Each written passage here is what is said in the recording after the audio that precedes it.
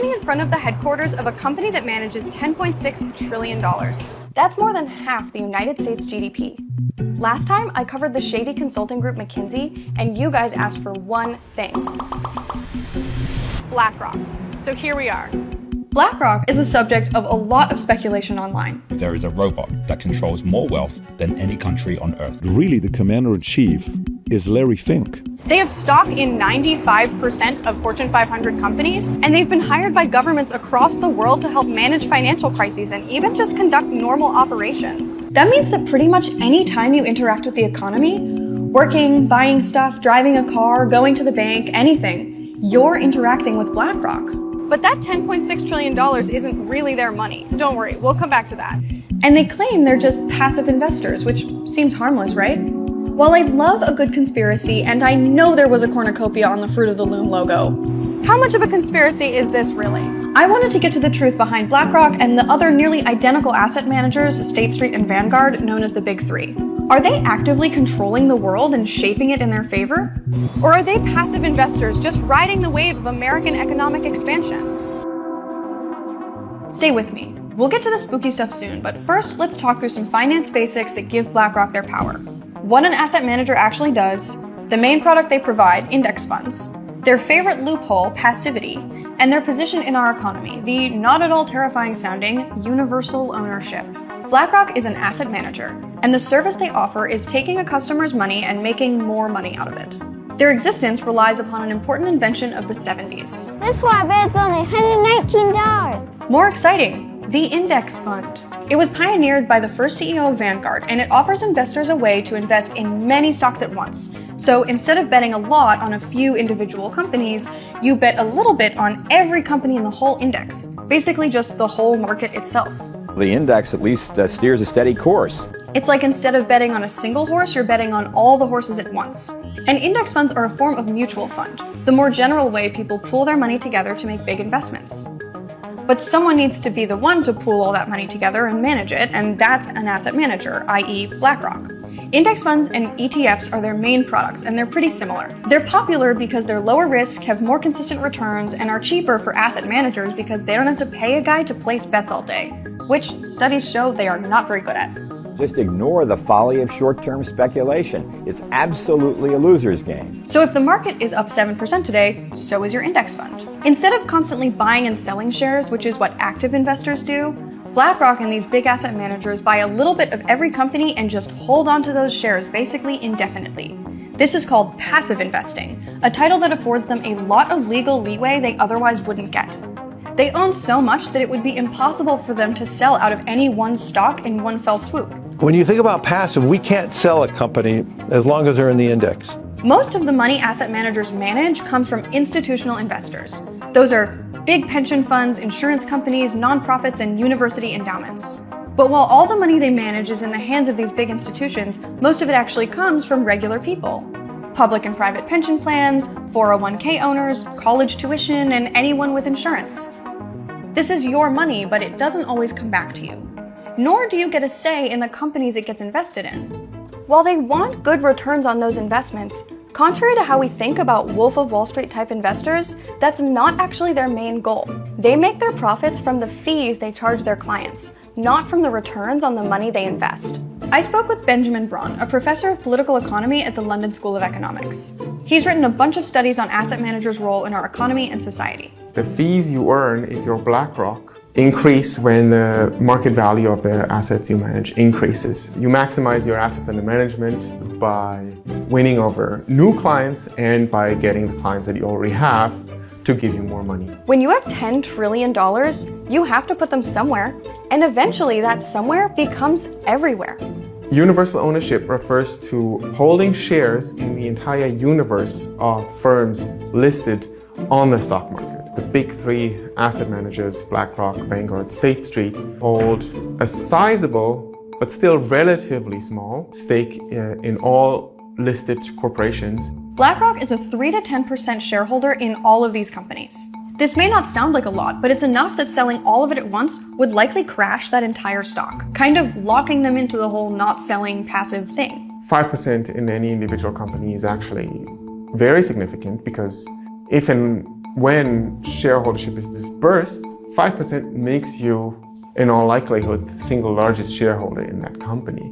That's why, for example, in a lot of academic studies, 5% is taken as a threshold for control. There's almost no difference between Vanguard, BlackRock, State Street, and even a bunch of other asset managers in terms of their business model.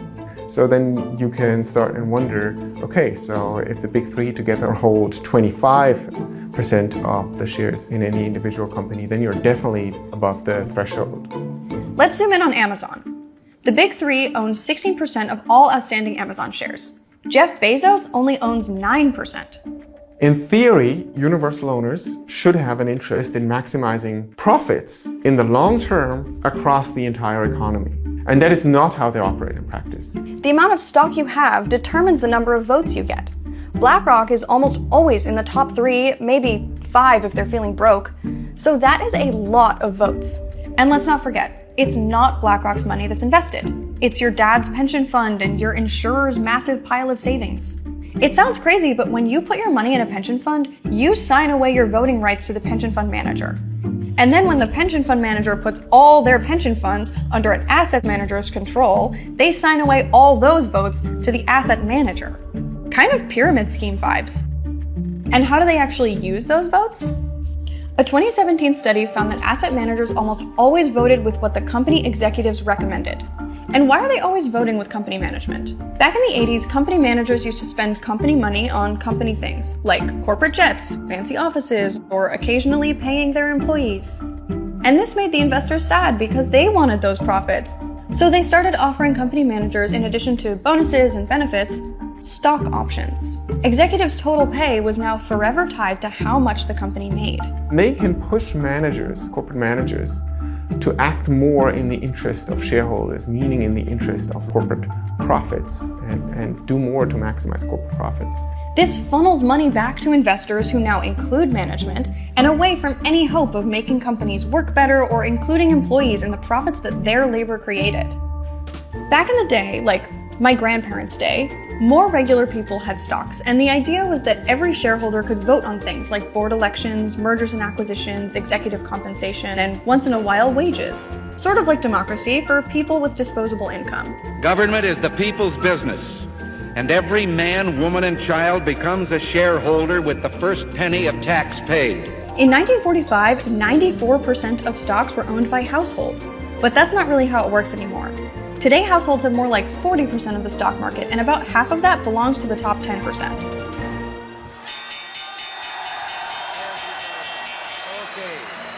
Thank you all very much. Thank you. Today, the top 1% own 50% of corporate equity and mutual fund shares, while the top 10% own 86%. Did you think this yellow part was everyone else? Nope. The tiny green part on the bottom is the least wealthy half of Americans. You often hear this argument that what is good for shareholders is good for everyone because, especially in the US, where retirement assets are overwhelmingly invested in corporate equities, everyone is a shareholder. But that's simply not true. The bottom 50% virtually owns no shares at all. The vast majority of shares are held by the top 10%. And within that, even shareholdings are quite concentrated within the top 1%. And while the strategies corporations choose because asset managers vote for them affect everyone, they only benefit half the population even a little bit and frequently hurt the other half, those without any shares at all. Take the example of worker pay. BlackRock and other asset managers play a huge part in wage stagnation. If you're a corporation, you can increase profits only in so many ways, and you can always, in the short term, increase returns to shareholders by squeezing workers. So this kind of uber monopolization really hurts working people, consumers, and even small businesses. And this is where it gets interesting. There's evidence that this type of universal ownership is in part responsible for why everything is so expensive these days. For example, they have significant stakes in Nike, Adidas, Lululemon, and Under Armour. If one outperforms the other, it's the same from BlackRock's point of view. And sometimes it can even lose investors' money altogether if companies were to start lowering prices to compete. That's the universal ownership logic in action, but it's also an anti-competitive logic in action. The fact that all 5 airlines all the major banks, for example, in the US have the same large shareholders, creates a danger and a risk that these corporations will not engage in competition in the same way they would if they each had different shareholders. Because in that world, each shareholder would root for their company and would hope to outperform the market by the company they waged a bet on. It's sort of like a neo-monopoly where companies don't even have to merge and buy each other anymore because they all send profits to the same guys no matter what. And their large stakes in basically every company affords them friends in high places. From just 2014 to 2015, BlackRock performed over 1,500 private engagements with the companies held in their portfolio. BlackRock reportedly believes that meetings behind closed doors can go further than votes against management, and they typically give management a year before voting against them. They also have a lot of friends in the government. There's a sort of revolving door between BlackRock, the government, and the international bodies that create monetary policy. Things like the US Treasury, Federal Reserve, the central banks of Canada, some European countries, and Sweden, as well as the International Monetary Fund and the World Economic Forum. Since 2004, BlackRock has hired at least 84 former government officials, regulators, and central bankers worldwide. The intersection of politics and business has never been more ongoing. Larry Fink himself is on the board of the WEF and even tried to get himself selected as Hillary Clinton's Treasury Secretary in 2016. And in 2008, they got themselves a pretty sweet deal. Traders saying this is the craziest day they have ever seen in these markets. Veteran traders saying they've never seen anything like it. In the aftermath, the government created the Financial Stability Oversight Council to oversee entities like BlackRock that control a lot of money but aren't banks. The FSOC pointed to BlackRock as an organization that's so big that its failure could cause another collapse, and tried to put additional oversight on them. But BlackRock doubled their political lobbying spending, including running a super targeted ad campaign on the DC Metro, and managed to dodge the oversight that other large financial institutions receive. And let's come back to that loophole they like to call passivity. The people who decide if they're passive enough to continue not to be overseen by the government is BlackRock themselves. Basically, BlackRock and other asset managers have to submit annual letters to self-certify that they've been compliant with the terms of passive investment. That's like being allowed to write whatever you want on your taxes and then audit yourself. Except if you also had $10 trillion, which, unless you're watching this and you're literally Larry Fink, hey bestie, I'm gonna safely assume you don't. The part that really blows my mind is that while this one company already has their eggs in basically every basket and is making money off seemingly everyone, it goes even deeper than that. The biggest investors in BlackRock are Vanguard and State Street. And the biggest investors in Vanguard are BlackRock and State Street. And the biggest investors in State Street are, you guessed it, BlackRock and Vanguard. Asset managers are the shareholders of asset managers. And this is true for all financial firms, and not only, in fact, for stock market listed firms, but private equity firms buying up private insurers. So the financial sector effectively owns itself. The biggest companies that they own them back, creating this loop that sucks money in and never seems to spit it back out. They play all sides of the game because at a certain point, you can't lose when you play against yourself. So going back to our original questions, does BlackRock own everything? No. But do they control everything? Kinda.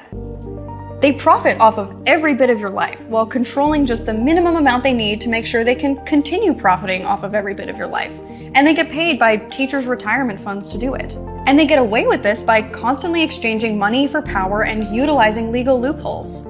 It's worth being pedantic here for a second. They don't own everything. They own shares in everything, which gives them an outsized amount of control.